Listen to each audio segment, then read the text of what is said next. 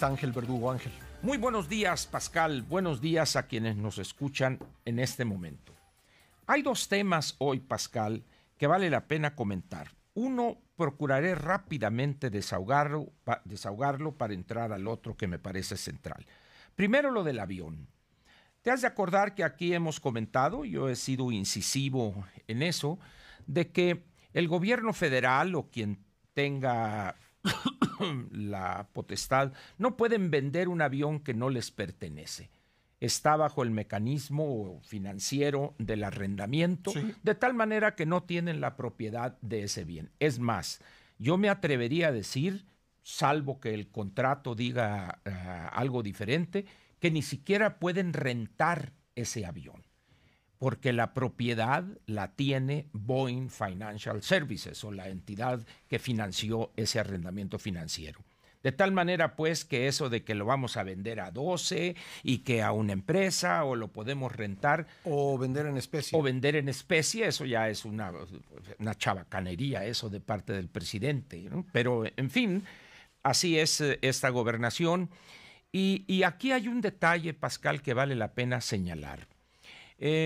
Cuando dio a conocer el presidente que no lo utilizaría y que lo pondría a la venta, fue la decisión más apoyada por los mexicanos. Las encuestas así lo dijeron. Bien, aquí estamos ante una situación de quienes se evaden decidir en su calidad de gobernantes y se escudan en preguntarle o en tomar los resultados de encuestas a personas, a millones que no tienen la mínima idea de lo que significa un avión de esa naturaleza, un arrendamiento financiero, etcétera, etcétera. Y yo creo que es un buen ejemplo de que gobernar es tomar decisiones, no consultar para eludir la responsabilidad de decisiones impopulares y dolorosas. Ojalá y el presidente con esto modifique de raíz esa propensión cuando no quiere comprometerse políticamente para no perder popularidad. Utiliza ese recurso, que es un recurso perverso, porque tergiversa la labor de la gobernación, que es esencialmente tomar decisiones, por impopulares y dolorosas que sean, Pascal. A ver, dado que el avión pues no se puede vender, no se ha podido vender porque no se puede vender, claro, no se ha podido traspasar tampoco por lo visto. Por lo mismo. Me imagino que hay muchas razones para ello. Pues lo conveniente no sería usarlo. Sí, indiscutiblemente. Eso es lo que procedería en caso de un jefe de Estado que tuviera como norma guiarse por la razón financiera, económica, etcétera, no por la demagogia de dar una imagen falsa. Al final de cuentas, un año después de varios millones de pesos tirados a la basura prácticamente, porque a eso, Pascal, habría que agregarle los gastos en que se incurrió por movilizar al presidente y a toda su comitiva. Sí. En términos financieros, ese sería el análisis completo. E incluso creo que va a ser, han dicho que buscarían rentarlo, pero no pueden. Probablemente, no sé si habría legalmente. Que ver si. Pero vamos a imaginar que sí pueden legalmente. Puedes, correcto. No va a ser muy frecuente. Por supuesto, ¿quién va a rentar un monstruo de esos, Pascal? Es absurdo. Pues por eso, al final de cuentas, ¿qué subyace ahí, Pascal? La renuencia a reconocer una equivocación. Eso es todo. Decir, ¿qué le cuesta decir, señores, me equivoqué? Fue una decisión errónea. Vamos a utilizarlo para ahorrar los gastos. No tenía yo toda la información. Así, en fin, alguna cosa, echarle efectivamente, pues. Pero repito, el presidente desea conservar ese grado de infalibilidad casi divino que se adjudica sin que evidentemente lo tenga. Pero también, pues, eso de pensar que el pueblo bueno y sabio sabe todo de todos los temas, no pasa de ser una burla también, más en un país como el nuestro, donde escasamente estamos en 9 años de educación formal promedio, lo cual te deja a millones de mexicanos con escasamente la primaria terminada. Es una burla realmente eso de consultarles, igual que lo del Tren Maya, igual que lo de Santa Lucía, lo de etcétera, etcétera, pues, ¿no? Esperemos que haya un cambio en ese sentido, pero lo dudo realmente mucho y ahí estamos, como dicen, con el niño atorado, pero con otro agravante, Pascal. El hangar presidencial, que es el único lugar donde cabe ese monstruo, es el único, ya está... Que ya no era hangar presidencial. No, ya no, porque ya va a ser utilizado en la Terminal 3. Porque van a sacar a Sedena, van a sacar a PGR del aeropuerto. Entonces dices, ¿dónde lo vas a guardar? No hay un espacio donde puedas guardar. Creo que el único espacio en el país que se puede guardar ese avión es ahí. Ahí se construyó específicamente para ese avión, para las dimensiones de ese monstruo. Aviones de ese tipo normalmente no se guardan, los tienen las aerolíneas como Aeroméxico y están volando todo el tiempo. Y en el momento que le das tu mantenimiento, se resguarda en un hangar especial abierto del frente, se realizan las labores de mantenimiento y se saca. ¿Por qué? Porque cada minuto, cada hora que esté detenido es una pérdida de ingreso. Pues, ¿no? Son aviones que deben de estar constantemente en movimiento. Y un apunte más, un avión que no se utiliza se deprecia más que un avión que se utiliza. Por supuesto, así es. Pues es como cuando una casa está deshabitada, es vandalizada, etcétera. Pero esas cosas de lógica elemental no caben en la mentalidad del presidente. Además, yo no sé quién se atrevió a decirle, señor, está tomando usted la decisión equivocada. Dudo que haya habido alguien de su entorno cercano que le haya dicho, oiga, esto es una tontería. A ver, yo doy un dato sobre lo que acabas de decir. El presidente dijo recientemente que cada vez que le pide algo a las Fuerzas Armadas le dicen que sí. Sí, claro.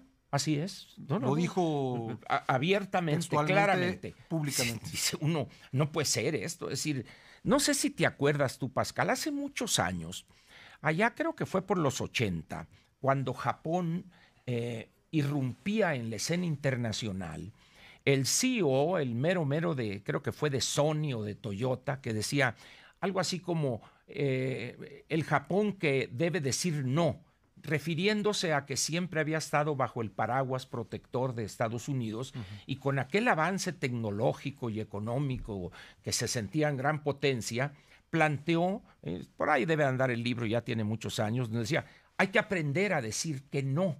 Es lo mismo aquí, hay que aprender, tener la dignidad y la valentía de decirle no al presidente.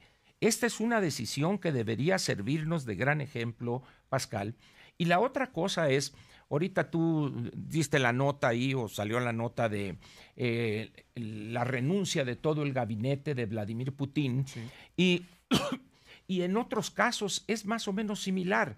Cuando cambian las condiciones o se complica la situación, los jefes de Estado, ¿qué hacen?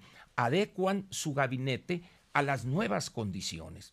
El presidente, desde hace varios meses, es mi opinión personal, debió haber cambiado esa baraja, desgastada, muestras de incapacidad, de inexperiencia, y sin embargo, ahí deja a todos. ¿Por qué, Pascal? Porque él considera que esos son accesorios innecesarios. Están ahí pues porque la ley le obliga a nombrar esos funcionarios, pero él decide todo, él hace todo.